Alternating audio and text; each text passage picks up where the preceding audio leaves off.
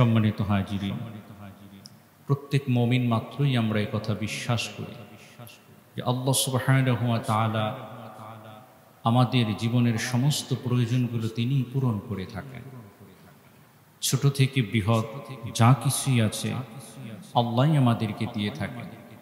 তাই মানুষ নিজেদের সমস্ত প্রয়োজন পূরণের জন্যে, দুনিয়া এবং আখিরাতের কল্যাণের জন্যে শুধুমাত্র আল্লাহর কাছেই প্রার্থনা করবে, আল্লাহর কাছে দোয়া করবে, আল্লাহর কাছে ইস্তেগফার করবে। আল্লাহ সুবহানাহু ওয়া তাআলার নবী আমাদেরকে সেটাই শিখিয়ে দিয়েছেন যে যদি জুতার ফিতাটাও ছিঁড়ে যায় সেটাও তোমরা পূরণের জন্যে মহান রবের কাছে প্রার্থনা করবে, তার কাছেই দোয়া করবে। আল্লাহ সুবহানাহু ওয়া তাআলা তার মুমিন বান্দাদেরকে আশ্বস্ত করে বলছেন, উদউনি আস্তাজিব লাকুম, হে বান্দা তোমরা আমি রবের কাছে প্রার্থনা করো বা চাও, আমি আল্লাহ তোমাদের বৈধ চাহিদাগুলোকে পূরণ করে দেব। সুবহানাল্লাহ। আল্লাহ সুবহানাহু ওয়া তাআলার নবী এমনভাবে আমাদেরকে উদ্বুদ্ধ করেছেন, উৎসাহ দিয়েছেন আল্লাহ সুবহানাহু ওয়া তাআলার কাছে প্রার্থনা করার জন্য। আল্লাহর নবী বলছেন, আদ-দুআ হুয়াল ইবাদা, দোয়াটাই হলো ইবাদত। সুবহানাল্লাহ। কিভাবে ইবাদত? আপনি আমি 5 থেকে 6 মিনিট ধরে 2 রাকাত নফল নামাজ পড়লে যেমন সওয়াব, ঠিক তেমনিভাবে 5 মিনিট ধরে শুধুমাত্র আল্লাহর জন্য দুহাত তুলে প্রার্থনা করাটা সমান ইবাদত। সুবহানাল্লাহ। এতে ফায়দা কি? আপনি মনের মাধুরী মিশিয়ে নিজের আবেগ, অনুরাগ ও ভালোবাসা নিয়ে আল্লাহর কাছে নিজের প্রয়োজনটাকে আপনি চাইতে পারবেন। আবার সাথে সাথে আল্লাহ সওয়াবও দিয়ে দিলেন, এবং আল্লাহ সুবহানাহু ওয়া তাআলা যদি রহম করেন আমার সমস্ত চাহিদাগুলোকে পূরণ করে দিতে পারেন। এজন্য আল্লাহ সুবহানাহু ওয়া তাআলার নবী আমাদেরকে বলছেন যে দোয়াটাই হলো ইবাদত। এমনকি অন্য হাদিসের ভিতরে বলছেন, আফদলুল ইবাদাতি আদ-দুআ, ইবাদতের ভিতরে সর্বোত্তম ইবাদত হলো আল্লাহর কাছে দোয়া করা। সুবহানাল্লাহ। ইবাদতের ভিতরে সর্বোত্তম ইবাদত হলো আল্লাহ সুবহানাহু ওয়া তাআলার কাছে দোয়া করা। আল্লাহ সুবহানাহু ওয়া তাআলার নবী অন্য হাদিসের ভিতরে বলছেন, মাল্লাম ইয়াসআলিল্লাহ ইয়াগদাব আলাইহি, মহান রব আমার প্রভু ওই বান্দার প্রতি রাগান্বিত থাকে যে বান্দা আল্লাহর কাছে কোনো কিছু চায় না। আল্লাহ সুবহানাহু ওয়া তাআলা তাকেই ভালোবাসেন যে তার কাছে বেশি বেশি চায়। সুবহানাল্লাহ। তার গোলাম তার কাছে যত বেশি চাইবে আল্লাহ তার প্রতি তত বেশি খুশি হয়ে যাবে। আল্লাহ সুবহানাহু ওয়া তাআলা বান্দার জন্য কত বেশি অনুগ্রহ করতে চান, কত বেশি রহম করতে চান। আল্লাহ সুবহানাহু ওয়া তাআলা তার বান্দাদেরকে এভাবেই সুযোগ দিয়ে থাকেন। দোয়া এবং মোনাজাত যেটাই আমরা বলি না কেন, এটা এতটাই গুরুত্বপূর্ণ। আল্লাহ সুবহানাহু ওয়া তাআলা কোরআনুল কারীমের ভিতরে বলছেন, উদউনি আস্তাজিব লাকুম ইন্নাল্লাযীনা ইস্তাকবিরুনা আন ইবাদাতি সায়াদখুলুনা জাহান্নামা দাখিরিন। আল্লাহ জানিয়ে দিয়েছেন, উদউনি আস্তাজিব লাকুম, ও বান্দা তুমি আমি আল্লাহর কাছে প্রার্থনা করো এবং চাও, আমি আল্লাহ তোমাদের চাওয়াগুলোকে পূরণ করে দিব। ইন্নাল্লাযীনা ইস্তাকবিরুনা আন ইবাদাতি, নিশ্চয়ই যারা আমি আল্লাহর কাছে চাওয়ার ক্ষেত্রে অহংকার প্রদর্শন করে, দাম্ভিকতা প্রদর্শন করে, আমি আল্লাহর কাছে প্রার্থনা করতে চায় না, হাত তুলে মোনাজাত করতে চায় না, কোনো কিছু দাবি দেওয়া অর্থাৎ হল আল্লাহর কাছে অনুনয় বিনয় আবেগ এবং ভালোবাসা নিয়ে আল্লাহর কাছে কোনো কিছু চায় না এবং অহংকার প্রদর্শন করে, সায়াদখুলুনা জাহান্নামা দাখিরিন, নিশ্চয়ই তারা লাঞ্ছিত অবস্থায় আল্লাহর জাহান্নামে প্রবেশ করবে। নাউযুবিল্লাহ। আল্লাহ ভালোবাসেন তাদেরকে যারা আল্লাহর কাছে চায়।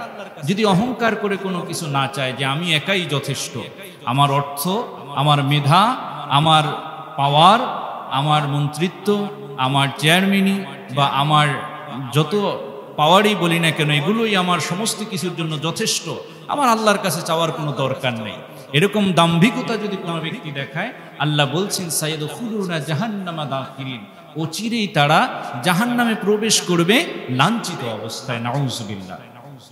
এই জন্যে আল্লাহ সুবহানাহু ওয়া তাআলার কাছে চাইতে হবে বিনয়ের সাথে, অনুনয় বিনয় করে আল্লাহ সুবহানাহু ওয়া তাআলার কাছে চাইতে হবে। আল্লাহ সমস্ত প্রয়োজনকে পূরণ করে দেওয়ার মালিক। অন্য আয়াতের ভিতরে সূরা বাকারার 186 নম্বর আয়াতে আল্লাহ বলছেন, وَإِذَا سَأَلَكَ عِبَادِي عَنِّي فَإِنِّي قَرِيبٌ أُجِيبُ دَعْوَةَ الدَّاعِ إِذَا دَعَانِ فَلْيَسْتَجِيبُوا لِي وَلْيُؤْمِنُوا بِي لَعَلَّهُمْ يَرْشُدُونَ। আল্লাহ সুবহানাহু ওয়া তাআলা তার বান্দার জন্য আরো মহা সুযোগ অপরচুনিটি নিয়ে আল্লাহ তার বান্দাকে বলছেন, ওয়া ইযা সাআলাকা, হে নবী আপনি আপনার উম্মতদেরকে বলে দিন, ইযা সাআলাকা, যখনই আমার বান্দা আমাকে ডাকবে, ইবাদি, যখনই আমার বান্দা আমাকে ডাকবে, ফাইন্নী করিব, আপনি আপনার উম্মতকে আমার বান্দাকে বলে দিন, সাথে সাথেই সে আমার নিকট, আমি আল্লাহ তার নিকটবর্তী হয়ে যাব। সুবহানাল্লাহ। ইযা সাআলাকা, যখন আমি আল্লাহকে ডাকবে সে সাথে সাথে আমাকে কাছে পাবে। সুবহানাল্লাহ। কোনো শর্ত নেই, কোনো কন্ডিশন নেই, কোনো সময়ের বেড়াজাল নেই, কোনো কিছু নেই। আল্লাহ বলছেন যে বান্দা তুমি যখন ডাকবা আমি আল্লাহ তোমার কাছেই আছি। সুবহানাল্লাহ। এমন একজন মহামনির আল্লাহ সুবহানাহু ওয়া তাআলা, যিনি আমাদের সমস্ত চাহিদাকে পূরণ করেন। ছোট থেকে এ পর্যন্ত আমাদের যার যতটুকু বয়স, হিসেব করে দেখবেন যে আমাদের জীবনের যত প্রয়োজন না চাইতে আল্লাহ সমস্ত কিছু দিয়ে দিয়েছেন, চাওয়া লাগেনি। সব থেকে বেশি প্রয়োজন জীবন ধারণের জন্য অক্সিজেন, আল্লাহ বিনা বাধায় চাওয়া ছাড়া আমাদেরকে একেবারে যত প্রয়োজন তত দিয়ে দিয়েছেন। পানি জীবন ধারণের জন্য প্রয়োজন, আল্লাহ তত বেশি সহজ করে দিয়েছেন। খাদ্যদ্রব্য বলেন যা কিছু হালাল, আল্লাহ সমস্ত কিছু সহজ করে দিয়েছেন। আল্লাহ সুবহানাহু ওয়া তাআলা যত নিয়ামত না চাইতে আল্লাহ আমাদেরকে দিয়েছেন। এরপরে আল্লাহ সুবহানাহু ওয়া তাআলা বলছেন যে বান্দা তোমার যখন মনে হবে আমি আল্লাহকে ডাকবে, এর জন্য কোনো সময় নির্ধারণ আল্লাহ করেননি যে তাহাজ্জুদের সময় ডাকলে আমাকে পাবে, আসরের সময় ডাকলে আমাকে পাবে না, এরকম কোনো কন্ডিশন নাই। আপনাকে, আমাকে বা যে কোনো ক্ষুদ্র একজন ব্যক্তিকে আপনি যখন তখন পাবেন না। রাস্তায় যিনি ঝাড়ু দেন তাকে তো আমরা পেশার দিক থেকে খুব উচ্চ পেশার মনে করি না, কিন্তু এই ব্যক্তিকেও যদি আপনি ডাকেন সেও আপনাকে সব সময় সময় দিবে না। আবার যদি কোনো উচ্চপদস্থ কর্মকর্তার কাছে যেতে চান তাহলে তো 3 দিন আগে শিডিউল নিয়ে রাখতে হবে বা 5 দিন আগে শিডিউল নিয়ে রাখতে হবে যে আপনি কি আমাকে সময় দেন, একটা SMS করে রাখতে হবে অথবা একটা দরখাস্ত করে রাখতে হবে, যে কোনো মাধ্যমে অথবা PS এর মাধ্যমে তাকে সময় নিয়ে আসতে হবে যে মিনিস্টারের সাথে আমি অমুক সময় দেখা করতে চাই। সে আপনাকে রিপ্লাই দিবে যে আগামী সোমবার বা 2 মাস পরে আপনি তার সাথে দেখা করতে পারবেন। কিন্তু আমার রব কোনো সময় দেননি, বলছেন যে বান্দা তুমি যখন ডাকবা তখন আমি আল্লাহকে পাবা। সুবহানাল্লাহ। অথচ আমরা সেই মহান রবের কাছে চাইতে সবথেকে বেশি কৃপণতা করি। আমরা পৃথিবীর সমস্ত মানুষের কাছে ঘুরতে রাজি আছি, কিন্তু সবার আগে আল্লাহর কাছে হাত তুলে চাইতে আমরা রাজি। আমরা অসুস্থ হলে প্রথমে ফার্মেসি থেকে 2-4টা নাপা ট্যাবলেট যদি নর্মাল হয় কিনে খাই, এরপরে যাই একটু লোকাল ডাক্তারের কাছে, এরপরে MBBS FCPS করা ডাক্তারের কাছে, এরপর আরও ডাক্তার যত আছে যদি সামর্থ্য ভালো থাকে সিঙ্গাপুর, ইন্ডিয়া সব দেশ ঘুরে, এরপরে যখন আর দেখে সুস্থ হয় না তখন মাথায় হাত দিয়ে রুগীর হাতে বলে, রুগীর কাছে বলে যে এবার ধৈর্য ধরো, আল্লাহকে ডাকো, আল্লাহ ছাড়া আর কিছু নাই। কিন্তু আমার উচিত ছিল কি, আমার দায়িত্ব ছিল কি, কোনো কিছু ডাক্তারের কাছে যাওয়ার আগে আল্লাহর কাছে প্রার্থনা করা যে আল্লাহ আমি ওষুধ কিনতে যাচ্ছি ঠিকই, কিন্তু এটা আমার কোনো উপকারে আসবে না যদি তুমি আমাকে সুস্থ না করো। এই প্রার্থনা যদি আমরা আগে থেকে করি আমাদের সুস্থতা বা কোনো কিছু পাওয়াটা আমার জন্য সহজ হয়ে যায়।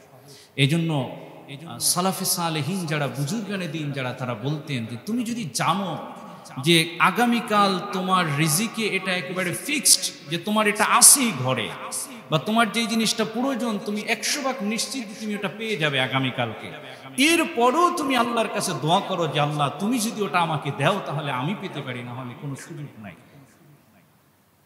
অথচ আমরা যেটা না পাওয়ার ক্ষেত্রে পুরোপুরি নিশ্চিত, সেটার ক্ষেত্রেও আল্লাহর কাছে আমরা চাইতে চাই। এই কৃপণতা আমাদেরকে পরিহার করতে হবে। আল্লাহ সুবহানাহু ওয়া তাআলা বান্দার প্রতি যতটা উদার, আমরা বান্দা তার গোলাম হিসেবে তার কাছে চাওয়ার জন্য তত বেশি কৃপণতা করি। আল্লাহ সুবহানাহু ওয়া তাআলা যে সুযোগ আমাদেরকে দিয়েছেন সেই সুযোগটা আমাদের লুফে নিতে হবে, তার কাছে অধিক পরিমাণে দোয়া করতে হবে।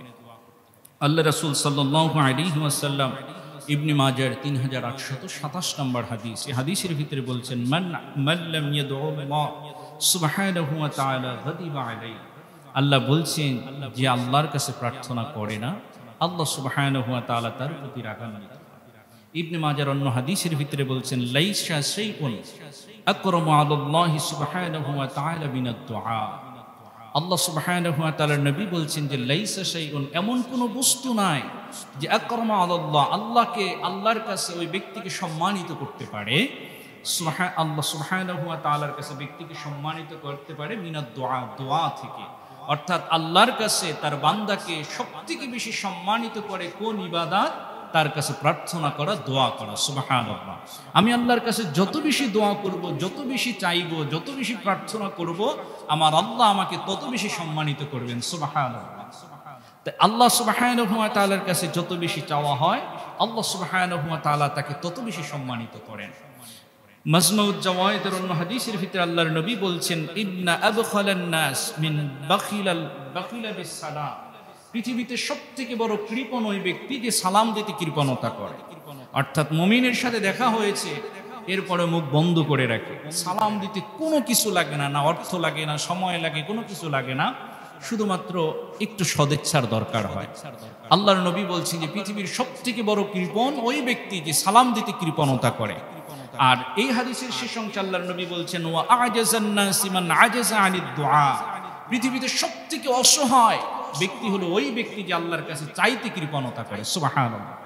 মানে ওই ব্যক্তিকে আল্লাহ কৃপণ, মানে অসহায় বানিয়ে রাখেন, যে আল্লাহর কাছে চায় না। আর যে আল্লাহর কাছে চায় তার জীবনে কোনো অসহায়ত্ব নাই, কারণ সে বিশ্বাস করে আমার জীবনে যাই আসুক আমার রব আমাকে দেখবে, আমি আল্লাহর কাছে চাইলে আমি পাবো, আমি আল্লাহকে যদি ডাকি আমার আল্লাহ আমার ডাকে সাড়া দিবেন। আমার জীবনে কোনো অসহায়ত্ব নাই, আমার জীবনে কোনো দুর্দিন নাই, কোনো দুর্ভাগ্যের কিছু নাই, কারণ আমি বিশ্বাস করি আমার পরিকল্পনার থেকে আমার রবের পরিকল্পনা হাজার গুণ সুন্দর। আমি যখন আমি আল্লাহকে চাইব, সাথে সাথে আমি চাইলেই পেয়ে যাব, এই কমিটমেন্ট আল্লাহ আমাকে দিয়েছেন, এই ওয়াদা আল্লাহ আমার কাছে করেছেন যে বান্দা তুমি চাইলেই পাবা। তার মানে আমার জীবনে কোনো অসহায়ত্ব থাকতেই পারে না। আমার কিসের অসহায়ত্ব, আমার কিসের দুর্বলতা? কারণ আমার রব তো ওয়াদাই করেছেন যে বান্দা তোমার জীবনে কোনো অভাব অনটন আসবেই না, তুমি যদি আমার ওয়াদা মতো চলো, আমার কাছে প্রার্থনা করো, কোনো অসহায়ত্ব আসবে। আল্লাহ সুবহানাহু ওয়া তাআলার নবী এই জন্য বলছেন হৃদয়ের দিক থেকে প্রশান্ত হৃদয় তাদের যারা আল্লাহর কাছে বেশি বেশি চায়, আর হৃদয়ের দিক থেকে অসহায় হয়ে হলো তারা যারা আল্লাহর কাছে চায় না, বছরও একবার চায় না, মাসেও একবার চায় না, জুমার দিনে আসলেও দোয়া করার তাদের সুযোগ থাকে না। আল্লাহ সুবহানাহু ওয়া তাআলার কাছে চাইতে হবে। আল্লাহ সুবহানাহু ওয়া তাআলার নবী মুস্তাদরাক হাকিমের 1855 নম্বর হাদিস আমাদেরকে বলছেন আদ-দুআউ সিলাহুল মুমিন ওয়া ইমাদুদ্দিন, দোয়া হলো মুমিনের জন্য সবথেকে বড় অস্ত্র। সিলাহুল মুমিন, আল্লাহর নবী বললেন যে দোয়া হলো মুমিনের জন্য সবথেকে বড় অস্ত্র, ইমাদুদ্দিন, এবং দ্বীনের স্তম্ভ বা খুঁটি। সুবহানাল্লাহ। আল্লাহর কাছে প্রার্থনা করা, যুদ্ধের ময়দানে অনেক অস্ত্রের মাধ্যমেই বান্দা যুদ্ধ করে, কিন্তু মুমিনের সবথেকে বড় অস্ত্র কি? আল্লাহর কাছে প্রার্থনা করা। এটা হলো সবথেকে বড় অস্ত্র। আর দ্বীনের জন্য সবথেকে বড় স্তম্ভ হলো আল্লাহর কাছে দোয়া করা। ওয়া নূরুস সামাওয়াতি ওয়াল আরদ, আকাশ এবং জমিনের আলোকবর্তী বা নূর হলো আল্লাহর কাছে প্রার্থনা করা। সুবহানাল্লাহ। আমার জীবনে নূর আসবে, আমার জীবনে সমস্ত বিপদের জন্য ঢাল হয়ে দাঁড়াবে আমার দোয়া। আল্লাহ সুবহানাহু ওয়া তাআলার এত বেশি সুযোগ আমাদেরকে দিয়েছেন শুধুমাত্র আল্লাহর কাছে দোয়া করার মাধ্যমে। সুবহানাল্লাহ। দোয়া আমরা করলে কি পাবো? কখনোই আমরা দোয়া থেকে মাহরুম হব না, অর্থাৎ আমার দোয়া কখনো বিফল হবে না। তিরমিজির আদাবুল মুফরাদের 710 নম্বর হাদিস, আল্লাহ সুবহানাহু ওয়া তাআলার নবী বলছেন মা মিন মুসলিমিন ইয়াদউ লাইসা বিইসমিন ওয়ালা বিকাতিআতি রাহিমিন ইল্লা আ'তাহু ইহদা সালাসা। আল্লাহর নবী বলছেন যে কোনো বান্দা যখন আল্লাহর কাছে দোয়া করে, সেই দোয়াটা যদি কোনো অনৈতিক না হয় এবং কোনো আত্মীয়তার সম্পর্ক ছিন্নর কোনো বিষয় না হয়, দোয়াটা যদি বৈধ হয়, অর্থাৎ কোনো পাপের দোয়া, অপরাধমূলক দোয়া না হয় এবং আত্মীয়তার সম্পর্ক ছিন্ন করার মতো কোনো কারণ না হয়, ওই দোয়া আল্লাহ কবুল করেন এবং ওই দোয়ার 3টা বিষয়ের কোনো একটা বিষয় আল্লাহ অবশ্যই বান্দাকে দান করেন। সুবহানাল্লাহ। অর্থাৎ আমার চাওয়াটা যদি আল্লাহর কাছে বৈধ হয়, আত্মীয়তার সম্পর্ক ছিন্ন করার মতো কোনো বিষয় না হয় এবং কোনো অপরাধমূলক বিষয় না হয়, তাহলেই আল্লাহ আমার এই দোয়াকে কবুল করবেন। তিনটা বিষয়ের যে কোনো একটা বিষয় আল্লাহ তাকে দান করবেন। একটা কি? ইম্মা আন ইউআজ্জিলা লাহু দাওয়া, বান্দা যা চাইবে হুবহু হয়তো বা আল্লাহ তাকে তাই দিয়ে দিবেন, সুবহানাল্লাহ। অথবা ওয়া ইম্মা আন ইয়াদখিরাহা লাহু ফিল আখিরা, অথবা বান্দা যা দোয়া করবে এই দোয়ার সওয়াব বহু গুণে বাড়িয়ে পরকালে আল্লাহ তার জন্য জমা করে রাখবেন, সুবহানাল্লাহ। আল্লাহ পরকালে তার জন্য ওই দোয়ার নেকিগুলো, সওয়াবগুলো পরকালে আল্লাহ তার জন্য জমা করে রাখবেন। অথবা কি করবেন? ওয়া ইম্মা আন ইয়াদফা আনহু মিনাস সুই মিসলাহা, অথবা এই দোয়ার পরিবর্তে আল্লাহ দুনিয়ার তার অন্য কোনো বিপদ আপদ চিরতরে দূর করে দিবেন, সুবহানাল্লাহ। তাহলে দোয়া যখন আপনি আল্লাহর কাছে করব, আমার দোয়ার কোনো মিস নেই। তিনটা জিনিসের যে কোনো একটা জিনিস আল্লাহ আমাকে দিবেনই, কোনো সন্দেহ নাই। হয় আমি কি করব, যা চাইব আল্লাহর কাছে তাই পাইব, না হয় এই দোয়ার নেকিগুলো আল্লাহ আমার জন্য জমা করে রাখবেন এবং জান্নাতে আমার মর্যাদাকে, স্ট্যাটাসকে আল্লাহ বহুগুণে বাড়িয়ে দিবেন। অথবা এই দোয়ার বিনিময়ে আল্লাহ আমার ভবিষ্যৎ জীবনের বড় কোনো বিপদ, বড় কোনো দুর্ঘটনা, এগুলো আল্লাহ সুবহানাহু ওয়া তাআলা আমার জীবন থেকে দূর করে দিবেন, সুবহানাল্লাহ। এজন্যে হৃদয় থেকে আল্লাহর কাছে প্রার্থনা করতে হবে। এখন প্রার্থনা আমরা কিভাবে করব? কিছু আদব বা শিষ্টাচার আল্লাহ সুবহানাহু ওয়া তাআলা এবং আল্লাহ সুবহানাহু ওয়া তাআলার নবী আমাদেরকে শিখিয়েছেন। এক নম্বরে হলো একনিষ্ঠভাবে আল্লাহর কাছে প্রার্থনা করা। মনের ভিতরে অন্য কোনো উদ্দেশ্য থাকতে পারবে না যখন আমি আল্লাহর কাছে চাই। একমাত্র আল্লাহ সুবহানাহু ওয়া তাআলা কোন বাক্যটা বললে সন্তুষ্ট হবেন, যে বাক্যটা আমার মুখে আসে, আমার মেধায় আসে, সর্বোচ্চ বাক্যটা ব্যবহার করে আল্লাহর কাছে প্রার্থনা করতে হবে। অর্থাৎ খালিসভাবে, সহি নিয়তে আল্লাহর কাছে চাইতে হবে। আল্লাহ বলছেন, ওয়ামা উমিরু ইল্লা লিয়াবুদুল্লাহ মুখলিসিনা লাহুদ্দিন। ইখলাসের সাথে আল্লাহর কাছে কি করতে হবে? দোয়া করতে হবে। দ্বিতীয় নাম্বার হলো দোয়া কবুলের 2 নম্বর শর্ত এবং আদব হলো হালাল রিজিক হতে হবে। আমি যখন আল্লাহর কাছে দোয়া করব, আমার খাওয়া, পড়া, পরিধান করা যা কিছু হোক, এটা হালাল রিজিকের মাধ্যমে হতে হবে। আমার উপার্জন কি হতে হবে? হালাল হতে হবে। যদি হারাম উপার্জন করে আমি আল্লাহর কাছে প্রার্থনা করি, যত দোয়া করি সেটা কবুল হওয়ার সম্ভাবনা একেবারেই নেই। আল্লাহ সুবহানাহু ওয়া তাআলার নবী জন্য বলছেন কি করতে হবে? হালাল রিজিক খেয়ে পরে আল্লাহর কাছে দোয়া করতে হবে। সাদ ইবনে আবি ওয়াক্কাস রাদিয়াল্লাহু তাআলা আনহু, আল্লাহ রাসূলের বিখ্যাত একজন সাহাবী, তিনি নবীর দরবারে আসলেন। এরপরে বললেন, ইয়া রাসূলুল্লাহ, ইয়া হাবিবাল্লাহ, আমি আপনার কাছে চাই যে আপনি আমার জন্য একটা দোয়া করেন। কি দোয়া করব? আল্লাহ রাসূলকে বললেন, ইয়া রাসূলুল্লাহ, আপনি আমার জন্য দোয়া করেন আল্লাহ যেন আমাকে মুস্তাজাবুদ দাওয়া বানায় দেন। সুবহানাল্লাহ। মুস্তাজাবুদ দাওয়া কি? আমি পৃথিবীর জমিনে দাঁড়িয়ে যা দোয়া করব আল্লাহ সব দোয়াই কবুল করে নেবেন। সুবহানাল্লাহ। এমন একটা পারমিশন আপনি আল্লাহর কাছ থেকে নিয়ে দেন। আমরা যে কোনো ব্যক্তির কাছে দোয়া চাইলে কি দোয়া চাই? ভাই দোয়া করেন আমার ব্যবসাটা যেন ভালো হয়, দোয়া করেন ছেলেটা যেন মেডিকেলে চান্স পায়, দোয়া করেন ছেলেটা যেন ভালো রেজাল্ট করে, এই ধরনের দোয়া করি। কিন্তু সাহাবী এত বড় বুদ্ধিমান, তিনি নবীর কাছে চাইলেন যে, হে নবী, আপনি আমার জন্য দোয়া করেন এমন দোয়া যে আমি পৃথিবীর জমিনে দাঁড়িয়ে যা চাইবো আল্লাহর কাছে আল্লাহ আমার সব দোয়া কবুল করবেন। সুবহানাল্লাহ। তার মানে আমার কোনো কিছু আর বাকি থাকবে না। আল্লাহ সুবহানাহু ওয়া তাআলার নবী সাদ ইবনে আবি ওয়াক্কাস রাদিয়াল্লাহু তাআলা আনহুকে বললেন যে, আমি তোমার জন্য কোনো দোয়া করব না, তবে আমি তোমাকে একটা আমল শিখিয়ে দিতে পারি। সুবহানাল্লাহ। সেই আমলটা কি? আল্লাহ রাসূল বললেন যে, হে সাদ, তুমি যা খাবে সব হালাল খাবে, সাথে সাথে মুস্তাজাবুদ দাওয়া হয়ে যাবে। সুবহানাল্লাহ। যা খাবে হালাল খাবে, তোমার দোয়া আল্লাহর দরবার থেকে ফিরে আসবে না। সুবহানাল্লাহ। তাহলে দোয়া কবুলের জন্য সবথেকে বড় শর্ত হলো রিজিক হালাল হওয়া। আমার পোশাক, আমার বাসস্থান, আমার সমস্ত কিছু যখন হালাল হয়ে যাবে, আল্লাহ সুবহানাহু ওয়া তাআলা ওই ব্যক্তির দোয়াকে কবুল করে নেবেন। সুবহানাল্লাহ। এরপরে দোয়া করার জন্য আরেকটা বড় আদব হলো দোয়ার শুরুতে আল্লাহ সুবহানাহু ওয়া তাআলার প্রশংসা করা এবং তার গুণবাচক নামগুলো উচ্চারণ করে এরপরে তার কাছে প্রার্থনা করা। আল্লাহ সুবহানাহু ওয়া তাআলা বলছেন ওয়ালিল্লাহি আসমাউল হুসনা ফাদউহু বিহা। আল্লাহ বলছেন যে আল্লাহ সুবহানাহু ওয়া তাআলার জন্য রয়েছে অনেক গুণবাচক নাম, তোমরা এই যে কোনো সুন্দর নামেই আল্লাহ সুবহানাহু ওয়া তাআলাকে ডাকবে, আল্লাহ সুবহানাহু ওয়া তাআলা তোমাদের ডাকে সাড়া দিবে। সুবহানাল্লাহ। আল্লাহ সুবহানাহু ওয়া তাআলার কাছে যখন প্রার্থনা করব তখন কি করা? আল্লাহ সুবহানাহু ওয়া তাআলার সুন্দর প্রশংসা করা। তিরমিজির 3477 নম্বর হাদিস, আল্লাহর নবী বলছেন ইযা সাল্লা আহাদুকুম ফালইয়াবদা বিতাহমিদিল্লাহ। যখন তোমরা দোয়া শুরু করবে, অর্থাৎ নামাজ শেষ করবে, এরপরে আল্লাহর জন্য দোয়া শুরু করবে, তখন কি করবে? আল্লাহ সুবহানাহু ওয়া তাআলার সুন্দর প্রশংসা করবে, এরপরে নবীর প্রতি দরুদ পাঠ করবে, এরপরে নিজের যা চাওয়া সেই চাওয়াগুলো চাইবে। আশা করা যায় আল্লাহ তোমাদের দোয়াকে কবুল করবেন। সুবহানাল্লাহ। তাহলে দোয়া কবুল হওয়ার জন্য আগে লাগবে আল্লাহর প্রশংসা, এরপরে লাগবে নবীর প্রতি দরুদ। সহিহুল জামের 4399 নম্বর হাদিস, আল্লাহ রাসূল সাল্লাল্লাহু আলাইহি ওয়াসাল্লাম বলছেন ইন্নাদ দুআ মাওকুফুন বাইনাস সামাই ওয়াল আরদ। কোন মানুষ যখন আল্লাহর কাছে কোনো কিছু দোয়া করে বা চায়, ওই দোয়াটা আকাশ এবং জমিনের মধ্যবর্তী স্থানে ঝুলন্ত অবস্থায় থাকে, আল্লাহর আরশ পর্যন্ত পৌঁছায় না। কখন পৌঁছায়? যখন রাসূল সাল্লাল্লাহু আলাইহি ওয়াসাল্লামের প্রতি দরুদ পাঠ করা হয়, তখন এই দোয়াটা আল্লাহর দরবারে গিয়ে পৌঁছায়। সুবহানাল্লাহ।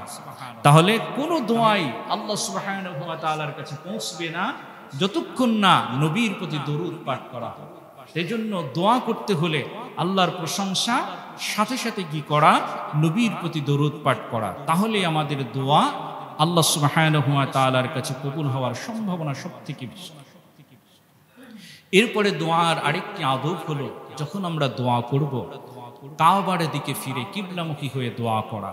তিরমিজির 486 নম্বর হাদিস, ওমর ইবনুল খাত্তাব রাদিয়াল্লাহু তাআলা আনহু তিনি বলছেন আল্লাহ রাসূল বদরের ময়দানে গেলেন, গিয়ে দেখলেন যে কাফেরদের সংখ্যা হাজারের উপরে, মুসলমানদের সংখ্যা 313 জন মাত্র।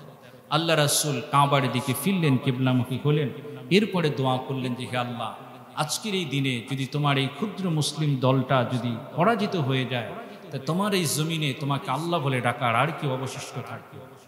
আল্লাহ রাসূল দোয়া করলেন, এরপরে দোয়া শেষ হতে হতে আল্লাহ সুবহানাহু ওয়া তাআলার সাহায্য আল্লাহ রাসূল পেয়ে গেলেন, মুসলমানরা বদরের প্রান্তরে বিজয় লাভ করলেন। সুবহানাল্লাহ।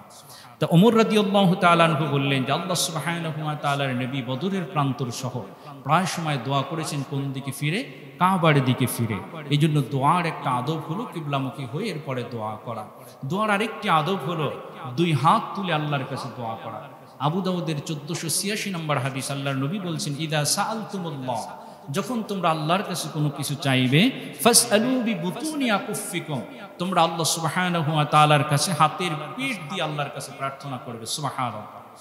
আমরা অনেক মুমিন ভাইকে দেখি শুধু প্রার্থনা করে দুই হাত শুধু ঘষতে থাকে, দুই হাত শুধু ঘষে, অথবা এভাবে করে এক হাত দিয়ে আর এক হাত দুমড়ে মুচড়ে করে। এটা কিন্তু দোয়ার আদব না। আমি যখন আল্লাহর কাছে চাইব, আমি তখন প্রার্থী, আমি তখন ভিক্ষুক। সহজ বাংলায় আল্লাহর কাছে চাইব দুই হাতের পেট দিয়ে। আল্লাহর নবী আমাকে শিখিয়েছেন ওয়ালা তাসআলু বি, আল্লাহর নবী বলছেন ইদা সাআলতুমুল্লাহ ফাসআলু বিবুতুনি আকুফিকুম, তোমরা হাতের পেট দিয়ে আল্লাহর কাছে প্রার্থনা করবে। অতএব যখন আমরা চাইব, তখন যেন আমি যে চাইতেছি এই ভাব যেন আমার আচরণে প্রকাশ পায়। আমি যে আল্লাহর মুখাপেক্ষী এই ভাব যেন আমার আচরণে প্রকাশ পায়। আমি ওই ভাবটা যদি প্রকাশ করতে না পারি, আমার চাওয়াটা যদি বিনয়ের সাথে না হয়, আমার এই আদব যদি দোয়ার ভিতরে না থাকে, তাহলে আল্লাহর পক্ষ থেকে রহমত আশা করা যায় না। তাই যখনই দোয়া করব, তখন বিনয়ের সাথে দুই হাত উঁচু করে আল্লাহর কাছে দোয়া করব। আমরা শুধুমাত্র হাত এরকম করে বসে থাকবো বা এক হাত দিয়ে আর এক হাত ঘষাঘষি করবো না, এগুলো দোয়ার আদবের সাথে যায়।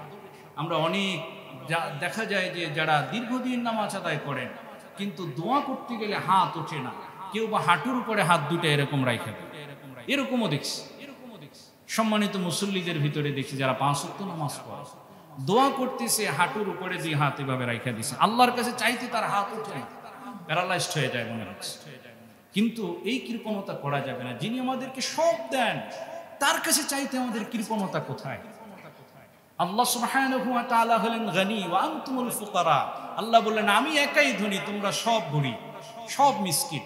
আল্লাহ সুবহানাহু ওয়া তাআলাই হলেন দাতা। তাই আল্লাহর কাছে যখন চাইব তখন সর্বোচ্চ বিনয় এবং যেভাবে চাইলে আল্লাহ সুবহানাহু ওয়া তাআলা খুশি হন সেভাবে চাওয়ার চেষ্টা করা অবশ্যই।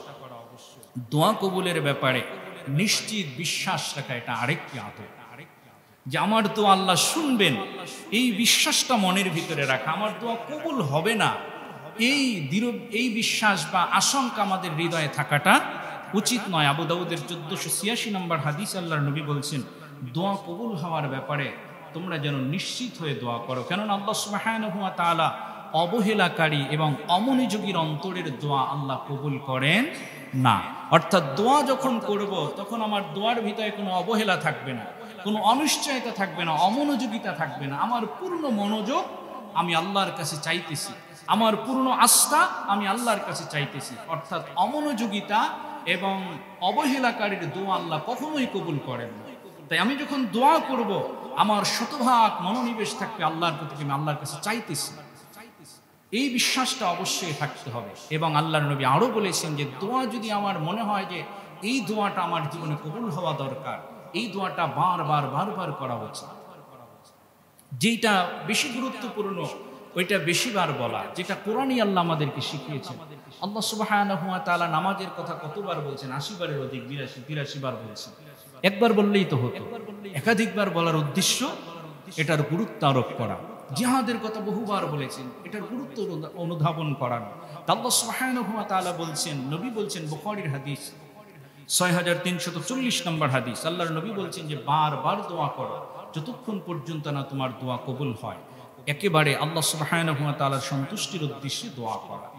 আরেকটি আদব হলো বাস্তবসম্মত দোয়া করা।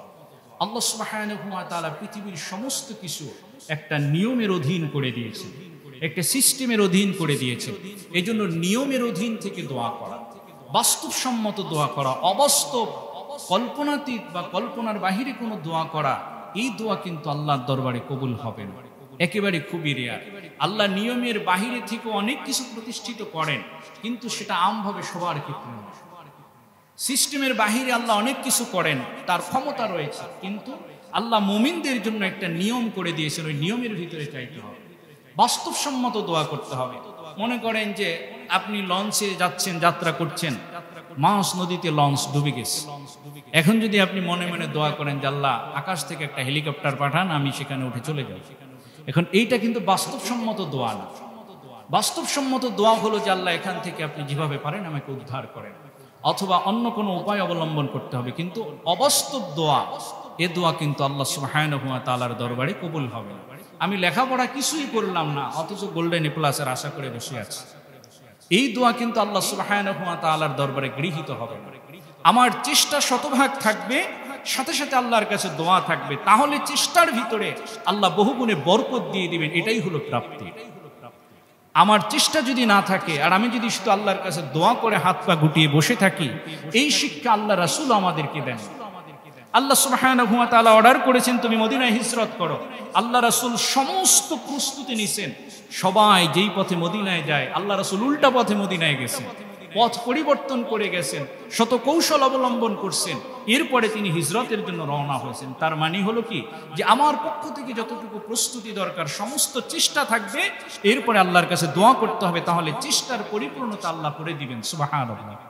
এই জন্য দোয়া করতে হবে বাস্তবসম্মত, এবং দোয়ার ক্ষেত্রে পূর্ণ আত্মসমর্পণ করতে হবে আল্লাহর কাছে, যেটা আমাদের একেবারে শতভাগ মানুষের ভিতরে, আমাদের ভিতরে এটা না। আত্মসমর্পণ আল্লাহ আন্তরিকভাবে আমরা আল্লাহর কাছে পরিপূর্ণভাবে করি না। যখন দোয়া করি আমার মনে থাকে না যে আমার সমস্ত কিছু দেওয়ার মালিক আল্লাহ, তখন আমার পকেটে কয় টাকা আছে ওই চিন্তাও থাকে, যে আমার এটা প্রয়োজন আল্লাহ, আমি চাইলাম ঠিকই, কিন্তু আমার মনে হয় যে এই মাধ্যমে হবে। আল্লাহ কোন মাধ্যমে পরিবর্তন করে দিবেন সেটা শুধু আল্লাহই জানেন। আমার পরিপূর্ণ আত্মসমর্পণ করতে হবে, আল্লাহ যদি তুমি দাও আমি পাবো, তুমি যদি না দাও আমার পাওয়ার কোনো রাস্তা নেই। এটাই হলো পরিপূর্ণ আত্মসমর্পণ করা।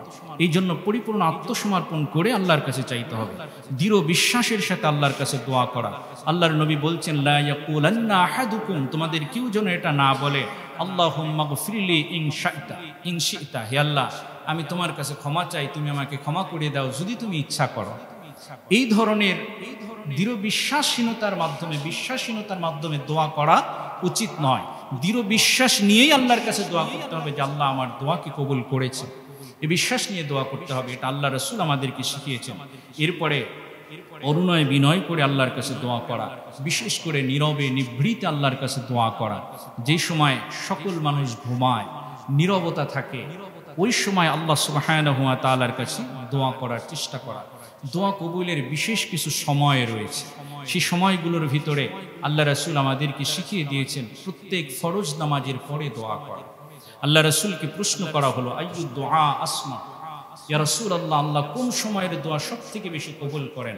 আল্লাহ রাসূল বললেন, জাওফাল লাইলিল আখির ওয়া দুবুরুস সালাওয়াতিল মাকতুবাত। আল্লাহ রাসূল বললেন সবথেকে বেশি দোয়া কবুল হয় কোন সময়? যখন ফরজ নামাজ শেষ হয়ে যায়, ফরজ নামাজের শেষের দোয়া আল্লাহ সবথেকে বেশি কবুল করেন।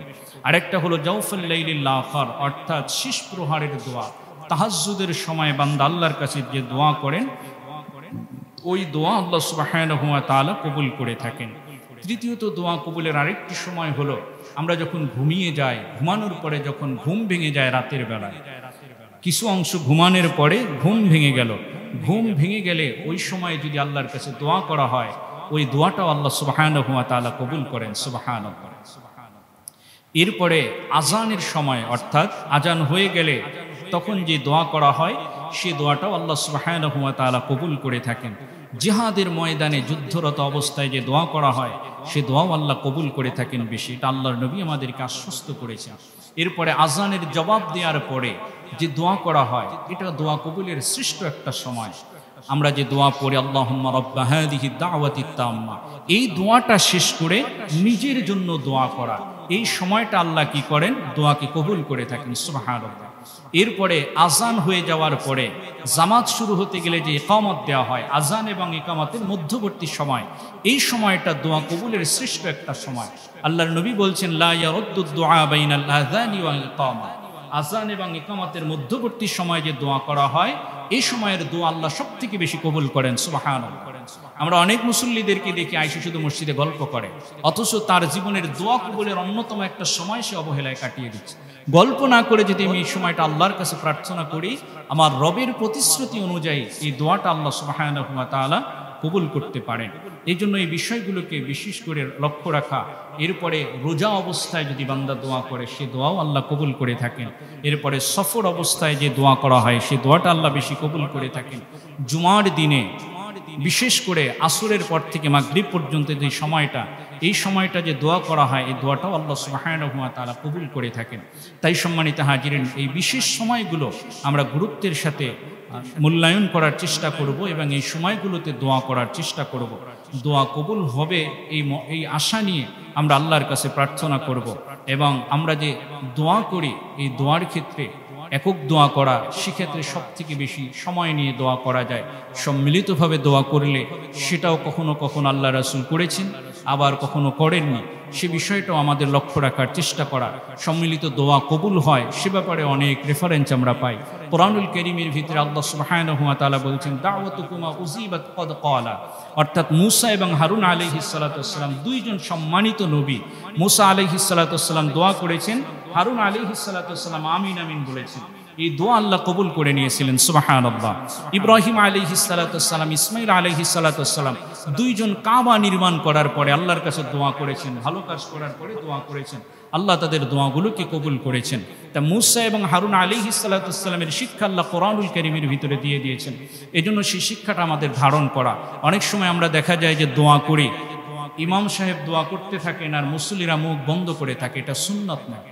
সুন্নাত হলো যেখানে আমিন বলা দরকার সেখানে আমিন শব্দ উচ্চারণ করা। কিন্তু এই সুন্নতের খেলাফ আমাদের এই মসজিদে মনে হয় সব থেকে বেশি হয়, যে দোয়ার দায় দায়িত্ব সব ইমামের কাঁধে দিয়ে দিয়েছে, আমার কিছু বলার নাই, আমি শুধু হাত তুললাম। বিষয়টা এরকম নয়। যারা দোয়ায় অংশগ্রহণ করবে প্রত্যেকের জন্য দোয়ায় আমিন বলা, এটা হলো সুন্নাত।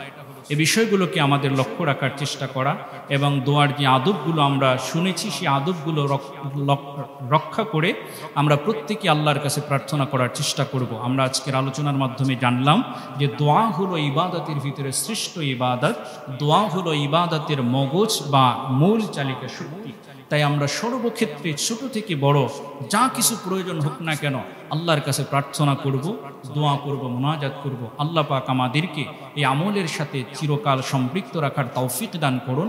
আমরা সকলে বলি আমিন সুম্মা আমিন ওয়া আখিরু দাওয়ানা আলহামদুলিল্লাহি রাব্বিল আলামিন।